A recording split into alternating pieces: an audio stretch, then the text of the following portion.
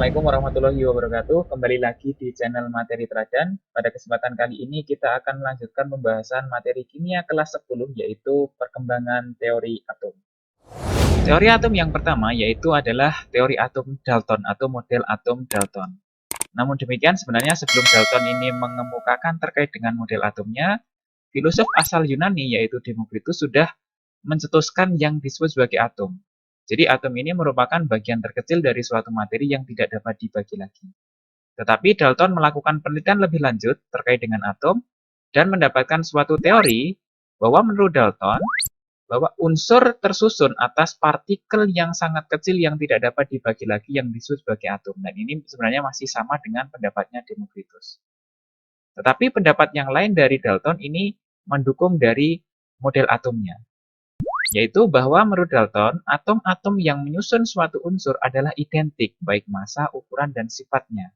Sedangkan atom dari unsur yang berbeda ini tidak identik, baik massa, ukuran, atau sifatnya. Artinya, misalkan atom yang menyusun unsur aluminium dengan atom yang menyusun unsur besi, ini dia tidak identik karena dia menyusun unsur yang berbeda. Kemudian, menurut Dalton, senyawa merupakan gabungan atom-atom yang terdiri dari dua unsur atau lebih dengan perbandingan tertentu dan tetap. Jadi misalkan senyawa air yaitu H2O, dalam pembuatan senyawanya itu memiliki perbandingan tertentu dan tetap. Selanjutnya menurut Dalton, atom tidak dapat diciptakan ataupun dimusnahkan. Sehingga di dalam suatu reaksi kimia ini sebenarnya hanya terjadi penataan ulang atom-atom saja. Dari sini Dalton mengemukakan model atomnya bahwa atom ini hanya suatu bola pejal yang tidak dapat dibagi lagi. Ini adalah model atom Dalton. Nah, model atom Dalton ini masih sangat sederhana dan selanjutnya ini mengundang ilmuwan lain untuk melakukan percobaan lebih jauh terkait dengan atom. Selanjutnya ada model atom Thomson. Dalam mengemukakan model atomnya, Thomson sebelumnya menemukan partikel yang disebut sebagai elektron, sehingga yang menemukan elektron ini adalah Thomson. Dalam menemukan elektron, Thomson menggunakan percobaan tabung sinar katoda. Tabung sinar katoda kalau digambarkan skemanya adalah seperti ini. Jadi dia merupakan suatu tabung hampa udara yang dialiri arus listrik dengan energi yang sangat besar di sini. Dan di sini diberikan suatu elektrode katoda dan anoda. Nah, setelah tabung katoda ini diberikan energi listrik yang sangat tinggi, ada suatu sinar yang merambat lurus dari katoda menuju anoda di sini. Dan ini sebenarnya sinarnya itu tidak terlihat ketika di ruangan yang terang, sehingga ini diperlukan suatu partikel pemendar untuk mengetahui sinarnya itu jalannya kemana. Dan ini biasanya ditambahkan suatu fosfor untuk memendarkan sinarnya. Nah, ini merupakan suatu sifat pertama dari sinar katoda, yaitu dia merambat lurus dari kutub negatif atau dari katoda menuju kutub positif atau anoda. Nah, penelitian yang dilakukan oleh Thomson tidak berhenti sampai di sini. Thomson selanjutnya memberikan gangguan terhadap sinar yang merambat lurus ini dengan menambahkan medan listrik. Setelah ditambahkan medan listrik, ternyata sinar katoda ini berbelok arah menuju ke kutub positif. Dengan demikian, Thomson berpikir bahwa sinar katoda ini merupakan partikel yang bermuatan negatif karena dia mampu tertarik ke dalam kutub positif medan listrik. Dan selanjutnya sinar katoda ini disebut sebagai elektron oleh Thomson. Dalam hal ini adalah partikel yang bermuatan negatif. Tetapi selain dia itu dapat dibelokkan oleh medan listrik, sinar katoda ini juga dapat dibelokkan oleh medan magnet. Sehingga ini menjadi sifat yang kedua dari sinar katoda, yaitu dapat dibelokkan oleh medan listrik ataupun magnet. Kemudian, sifat sinar katoda yang ketiga yaitu tidak dipengaruhi oleh jenis kawat untuk elektrodenya, ya. Kemudian jenis gas di dalam tabung dan bahan untuk menghasilkan arus listrik. Artinya, elektrodanya ini menggunakan apa saja tetap akan dihasilkan sinar katoda. Artinya sinar katoda itu berada di semua unsur atau materi. Nah, sehingga dari sini Thomson mengemukakan teori atomnya, yaitu bahwa atom merupakan bola pejal bermuatan positif dan di dalamnya tersebar elektron bermuatan negatif seperti roti kismis. Kalau digambarkan model atom Thomson itu adalah seperti ini. Jadi ini adalah suatu bola pejal dan ada elektron tersebar merata di dalam bola pejal ini. Dan kenapa kok menurut Thomson ini bola pejalnya bermuatan positif? Karena untuk menetralkan partikel negatif yang ada di dalam atom ini. Karena suatu atom ini dia tidak bermuatan alias dia adalah netral. Sehingga ketika di dalamnya ada muatan negatif, berarti harus ada muatan positif yang menetralkan. Dan menurut Thomson, partikel yang bermuatan positif itu adalah di bola pejalnya. Model atom yang dicetuskan oleh Thomson ini mengundang peneliti lain untuk melakukan eksperimen lebih lanjut. Dan berikutnya muncul model atom Rutherford. Dalam mengemukakan model atomnya, Rutherford sebelumnya menggunakan data hasil penelitian dari Goldstein, karena Goldstein ini sebelumnya menemukan yang namanya proton dengan menggunakan percobaan sinar kanal. Percobaan yang dilakukan oleh Goldstein dalam menemukan proton yaitu dengan memodifikasi tabung sinar katoda yang digunakan oleh Thomson sebelumnya. Bahwa di dalam modifikasinya dia memberikan lubang atau kanal pada elektroda katoda atau elektroda negatifnya. Dan setelah di dalam tabung sinar kanal ini diberikan suatu tegangan listrik yang sangat tinggi, ada partikel yang bergerak dari kutub negatif ke kutub positif, dari katoda ke anoda. Dan ini adalah sinar katoda yang sebelumnya sudah ditemukan oleh Thomson. Tetapi di sisi lain, Goldstein menemukan suatu sinar yang lain, yang berasal dari anoda ke katoda. Dan ini yang diwujudkan dengan warna biru di sini. Dia sinarnya adalah berasal dari anoda menuju ke katoda melalui kanal di sini, maka disebut sebagai sinar kanal. Dan ini karena berasal dari kutub positif, maka sinar kanal ini merupakan sinar yang bermuatan positif. Dan selanjutnya oleh Goldstein disebut sebagai proton. Nah, hasil penelitian yang dilakukan oleh Goldstein ini mengundang Rutherford untuk melakukan penelitian lebih lanjut. Jadi apabila suatu atom itu ada proton dan ada elektron, maka bagaimana kedudukan keduanya di dalam suatu atom? Sehingga Rutherford melakukan percobaan dengan menembakkan sinar alfa ke dalam suatu lempeng tipis emas. Nah, setelah ini ditembakkan dengan suatu partikel sinar alfa, yaitu adalah partikel yang sangat berat dan bermuatan positif. Nah, sinar alfa ini banyak yang diteruskan. Ya, banyak sinar alfa yang diteruskan, tapi sebagian kecil ada yang dibelokkan, dan ada juga yang bahkan sampai dipantulkan. Dan ini mengundang analisis Rutherford lebih lanjut. Setelah dilakukan analisis lebih lanjut, karena banyak partikel sinar alfa yang diteruskan dari hasil penelitiannya, maka Rutherford berpikir bahwa sebagian besar dari atom itu adalah berupa rongga kosong atau ruang kosong, karena dia mampu melewatkan si sinar alfa tadi. Tetapi karena di dalam atom ini ada sesuatu yang mampu membelokkan bahkan memantulkan sinar alfa, menurut Rutherford berarti di dalam inti atom ini ada suatu benda yang kecil tapi masanya sangat besar.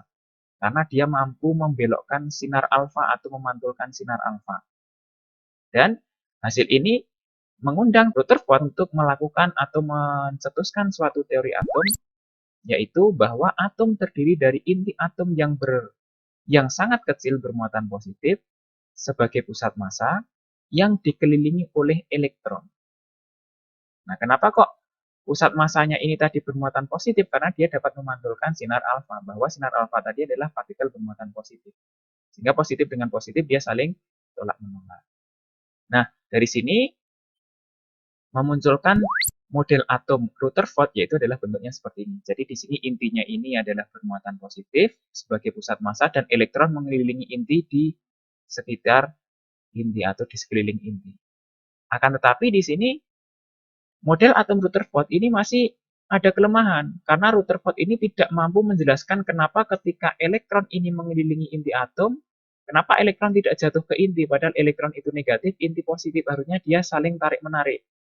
Sehingga ketika mengelilingi inti harusnya dia tertarik ke inti.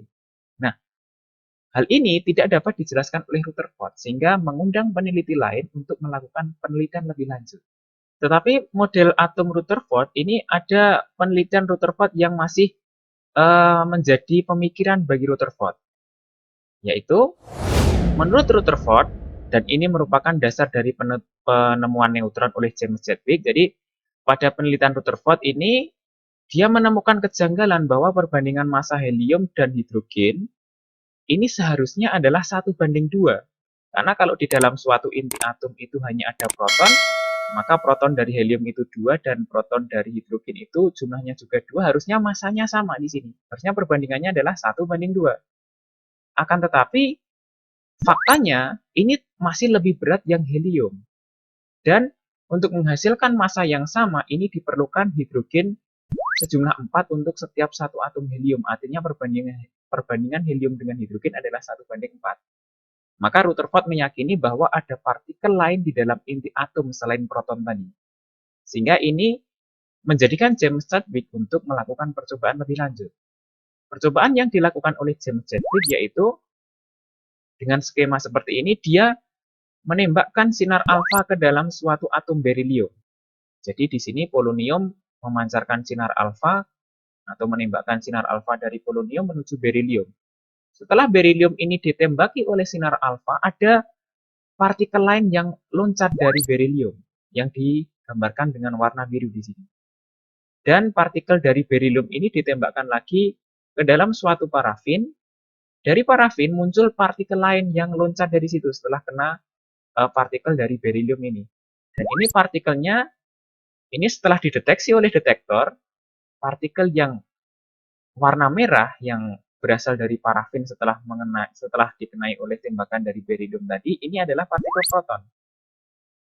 Nah, tetapi yang warna biru ini partikelnya dia tidak bermuatan. Ya, dari hasil penelitian James Chadwick, ini partikelnya tidak bermuatan. Awalnya, yang menjadi hipotesis adalah apakah dia adalah sinar gamma, karena gamma itu juga sinarnya tidak bermuatan. Akan tetapi kalau sinar gamma tidak mungkin dia mampu untuk mementalkan si proton. Karena proton ini masanya besar, sehingga kalau gamma yang tidak punya massa tidak mungkin dia mampu untuk menjadikan partikel proton ini bisa lepas dari parafin. Sehingga hipotesis yang ini adalah tidak benar. Maka dari situ Chadwick mengemukakan bahwa partikel ini punya massa tapi tidak bermuatan. Dan dia menyebutkan sebagai neutron, yaitu suatu partikel dengan massa hampir sama dengan proton tapi dia tidak bermuatan alias netral. Partikel tidak bermuatan dengan massa hampir sama dengan proton. Sehingga dari sini partikel penyusun atom sudah cukup lengkap, yaitu ada elektron yang ditemukan oleh Thomson, kemudian ada proton yang ditemukan oleh Goldstein, dan ada neutron yang ini ditemukan oleh James Chadwick. Sehingga dari sini penelitian terkait dengan atom masih berlanjut dan memunculkan teori baru yang dikemukakan oleh Niels Bohr. Menurut Niels Bohr, ini mengembangkan atau memperbaiki teori yang dikembangkan oleh Rutherford. Di dalam model atom Rutherford tadi, bahwa Rutherford tidak mampu menjelaskan kenapa elektron tidak dapat jatuh ke inti, dan ini disempurnakan oleh Niels Bohr melalui postulat dari Bohr. Yang pertama adalah bahwa masih sama, atom terdiri dari inti atom yang terdiri dari proton dan neutron. Neutron yang baru saja ditemukan oleh James Chadwick pada saat itu. Kemudian, elektron mengelilingi inti atom pada lintasan tertentu yang stasioner yang disebut sebagai orbit atau kulit atom. Nah, ini yang mendasari kenapa kok elektron ini tidak dapat jatuh ke dalam inti. Karena dia ketika mengelilingi inti atom, dia berada di orbit atau di kulitnya pada lintasan yang stasioner. Sehingga menurut Niels Bohr ini ada kulit-kulit elektron, tempat elektron mengelilingi inti atom. Jadi ada kulit 1, kulit 2, kulit 3, kulit 4, atau kulit K, L, M, dan N. Nah, jumlah elektron setiap kulit ini menurut Bohr ini adalah 2N pangkat 2. Di mana N itu adalah nomor kulitnya atau tingkat energinya. Sehingga untuk kulit pertama atau N yang 1 ini maksimal elektronnya adalah 2, kemudian kulit kedua menggunakan rumus 2N pangkat 2 ketemu elektron maksimalnya adalah 8, dan seterusnya. Kulit keempat elektron maksimalnya adalah 32, dan ini tidak hanya berhenti sampai di kulit keempat, nanti masih ada kulit yang berikutnya. Dengan jumlah elektron maksimalnya masih menggunakan aturan 2N pangkat 2 di sini. Selanjutnya menurut Bohr, elektron ini dapat berpindah dari satu kulit ke kulit yang lain dengan menyerap energi atau disebut sebagai eksitasi, ataupun memancarkan energi yaitu deeksitasi. Nah, bagaimana eksitasi dan deeksitasi ini terjadi? Untuk yang eksitasi ini merupakan perpindahan elektron dari tingkat energi rendah ke tingkat energi tinggi dengan menyerap energi. Ilustrasinya adalah ketika suatu elektron dari kulit rendah, kulit tingkat energi rendah, dia menyerap energi dari suatu foton. Maka ketika energi yang diserap ini cukup besar, maka elektron ini mampu berpindah bisa sampai 2 kulit perpindahannya. Nah, kalau misalkan energi yang diserap ini hanya sedikit, maka perpindahannya biasanya hanya 1 kulit saja di sini. Nah, ini namanya adalah eksitasi, perpindahan elektron dari kulit rendah ke kulit yang lebih tinggi, atau tingkat energi rendah ke tingkat energi yang tinggi. Kalau yang dieksitasi ini kebalikannya, yaitu perpindahan elektron dari tingkat energi tinggi ke tingkat energi rendah dengan melepaskan energi. Sebagai ilustrasinya, misalkan elektron berpindah dari kulit ketiga ke kulit pertama. Nah, di sini ketika dia pindah dari kulit tingkat energi tinggi ke tingkat energi rendah, maka dia akan melepaskan energi dalam bentuk foton. Ataupun kalau misalkan perpindahannya cuma 1 kulit, berarti energinya juga rendah di sini. Nah, ini adalah terkait dengan eksitasi dan deeksitasi. Kemudian selanjutnya, penelitian terkait dengan model atom belum berhenti sampai di sini. Dilanjutkan dengan teori atau model atom modern. Dan ini dikemukakan oleh 3 ilmuwan sekaligus ya, yang saling berkaitan dan saling mendukung, yaitu ada Heisenberg, kemudian Schrödinger, dan de Broglie.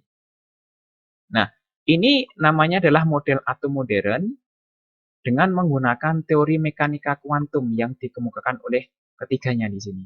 Jadi menurut model atom modern, bahwa atom ini terdiri dari inti atom yang mengandung proton dan neutron, dan elektron yang mengitari inti pada orbital-orbitalnya. Jadi elektron mengelilingi inti itu pada orbital-orbitalnya. Kemudian, dengan memadukan asas ketidakpastian Heisenberg dan mekanika gelombang dari de Broglie, maka Schrödinger merumuskan konsep yang disebut sebagai orbital. Di mana orbital ini adalah suatu ruangan di mana peluang elektron itu ditemukan, atau peluang elektron ditemukannya sangat besar di situ, disebut sebagai suatu orbital.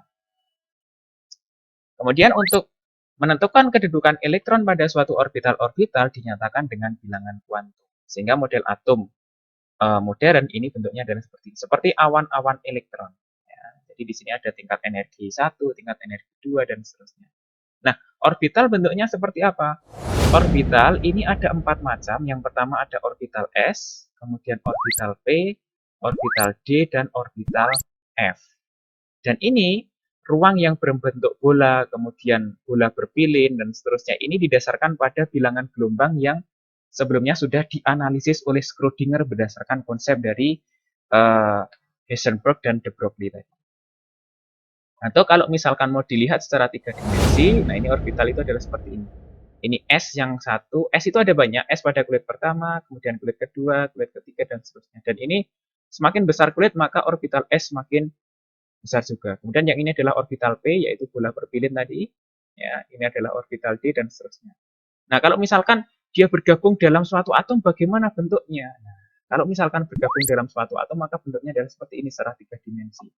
Nah, ini adalah bagaimana susunan orbital di dalam suatu inti. Ada orbital S, orbital P, dan ini juga ada orbital yang lain. Nah, ini adalah bentuknya adalah seperti ini. Nah, kemudian bagaimana susunan elektron atau konfigurasi elektronnya, maka kita akan bahas di pertemuan berikutnya. Nah, ini tadi terkait dengan perkembangan teori atom. Semoga apa yang saya sampaikan ini tadi bermanfaat bagi kalian. Dan jangan lupa untuk like dan subscribe channel Materi Teladan. Baik, saya cukupkan dulu sampai di sini. Assalamualaikum warahmatullahi wabarakatuh.